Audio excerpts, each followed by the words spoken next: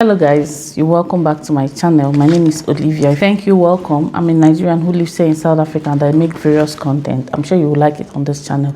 Please, if you're not yet subscribed, please do well to hit on the subscribe button. It's just a click away from you, and when you do, hit on the bell sign. That's way you'll be notified of my subsequent videos. Okay, to all my returning subscribers, thank you so much. And without further ado, let's jump right into the video. Yes guys, so I did a brief live stream. I know, apologies, the sound was really very bad, but I wanted to kind of introduce what I'm about to. Will I call it a series? Let me just call it a mini series that I'm about to introduce. Okay, it's actually about a new podcast in town, plus 234 Mzamzi. I talked about it. It's a podcast that is meant to unite Africa, especially Nigeria and South Africa. There are three presenters plus different guests that they always bring to the show. One is a South African Kifiwe, beautiful South African woman. The other two are Nigerian men. Nedu, Nedu, we call him Nedu Wazobia. He's a media personality. He used to run all these podcasts in Nigeria, but I think he came to South Africa now and they're now doing it here. It's kind of a collaborative podcast between Nigeria and South Africa, if I can say so myself. According to them, the podcast is meant to unite South Africans and Nigerians. Reasons being that there is a lot of speculation, a lot of disagreements on the continent of Africa, and Nigerians and South Africa, according to them, are a big part of Africa, okay? And they are two big countries in Africa, not the biggest, but part of the big countries in Africa, and there has been so much disagreement. They talked about the boat war between Nigeria and South Africa last year, 2024, and I don't know if that's what's bettered that particular podcast, but they're talking a lot about Nigeria and South Africa. So there's an episode they did that was very, very packed with a lot of information, and I feel as though because already I talk about similar things, I should react to that video. So I feel I should react to that particular video. Okay, there are a lot, so I'll do this series that will be bettered from some of the things they said on that podcast. They talked about a lot of things. The particular podcast I watched a couple of them, but the one I felt as though has a lot of things to be addressed is the one they said, who is fueling the hate, marriage in Nigeria versus South Africa. They talked about a lot of things on that particular podcast. Okay, that's what this video is all about. So in today's topic, I titled it, do South Africans and Nigerians actually dislike each other, or is someone fueling that narrative? I have always talked about this on the media. Oh my god, like they said, the Kifiwe said her own, and the Nigerians said their own. There's this other guy, I've forgotten his name, I'll put his name when I remember. He was talking about how there is so much stereotype, but this stereotype actually happened mainly on the media between South Africans and Nigerians.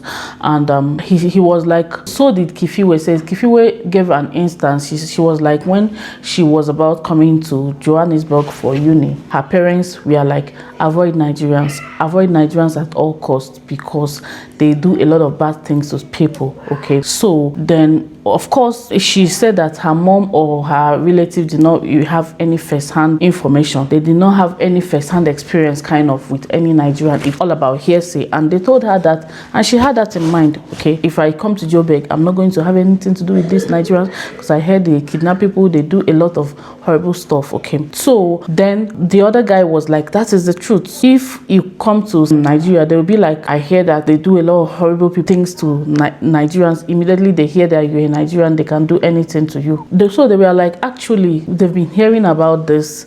This is what does this part of the country, these people here, these other people hear about xenophobia, how South Africans dislike all the foreigners. So guys, they were like, based on the fact that both parties have a lot of things happening on the social media space, like social commentary and all that has been forming the opinion of people. But however, even though these opinions are like this on the social media space, okay, so they now ask Kefiwe, okay, after you were told this, and when you were coming to varsity, when you were 18 years and you came to Joburg and you're sitting with Nigerian people right now, what do you think? What is your opinion? have you actually seen those people, or have you seen any person, like any tangible person, although they are obviously bad people, but have you come across any such person being a Nigerian?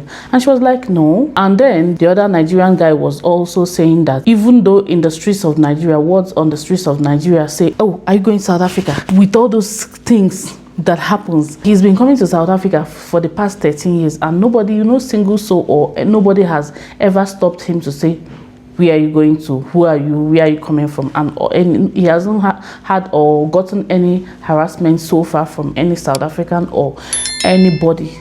And that's got them thinking, actually, who is actually fueling the narrative? Is it just that the medias are actually fueling this narrative on their own, the media, or is somebody on the background, pushing this narrative somehow, somebody that it will favor, or some people that it will favor? Are there some people that the rift between these two big economies in Africa will favor, that they are pushing this narrative in the medias, on the social media space, everywhere?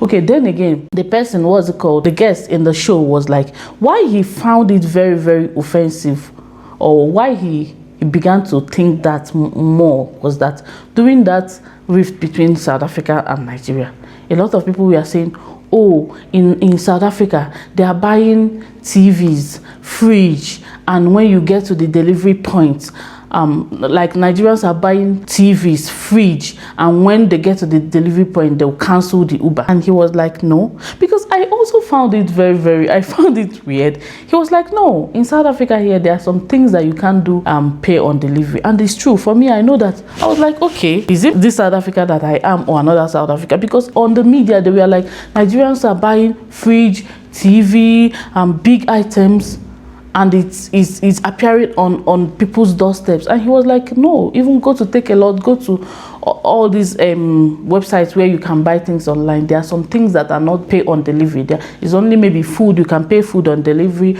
or small things like books, like he said his son bought books, or little things. And that got him thinking, okay, wait a minute, is somebody actually fueling this narrative, or is it actually a thing? Because I can say for a fact, because I also asked myself that question, I can say for a fact here, when people ask me, okay, South Africans, I'm like, South Africans are not perfect people.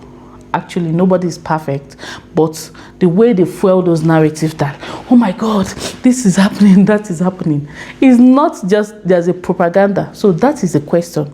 Is there a propaganda to keep these two countries, at loggerhead? Is there somebody or some people that it will favor if these two countries are at loggerhead? Or because there's unity in power, or how is this said? There's power in unity.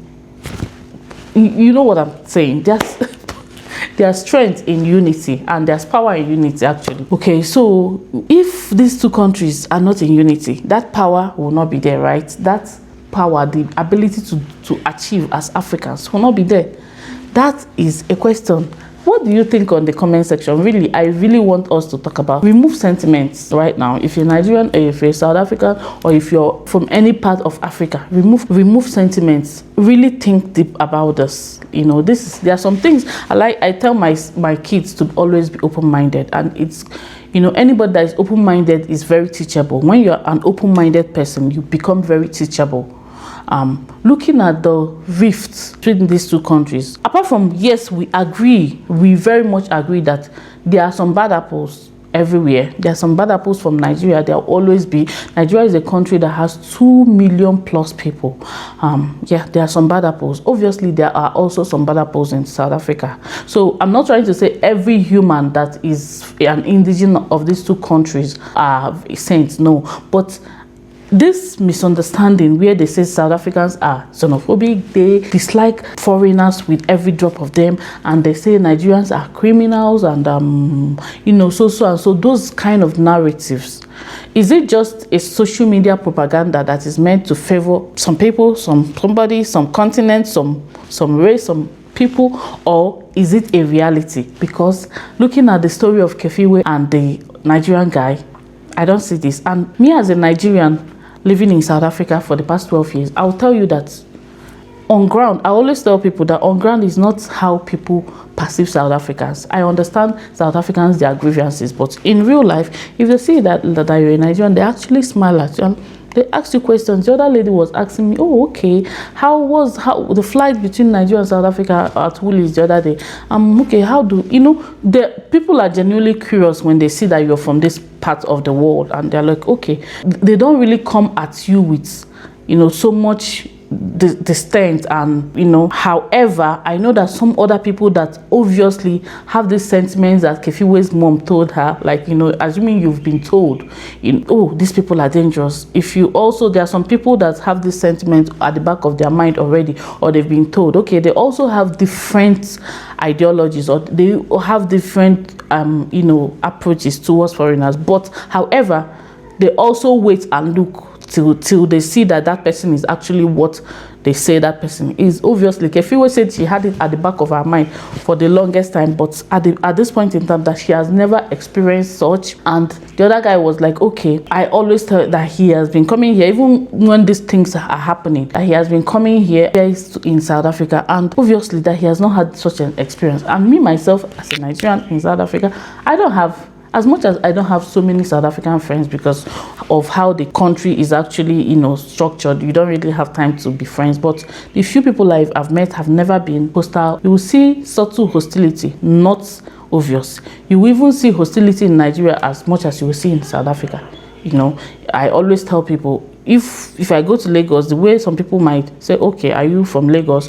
Well, it's just the same thing. Okay, and then, like I was telling somebody the other day, we went to lunch. My daughter's friend's mom. We were just friendly, chatting. We went to the movies. She's a South African woman. Like, she'll call me, hey Olivia, how are you? How are you? We chat once in a while, and that's it.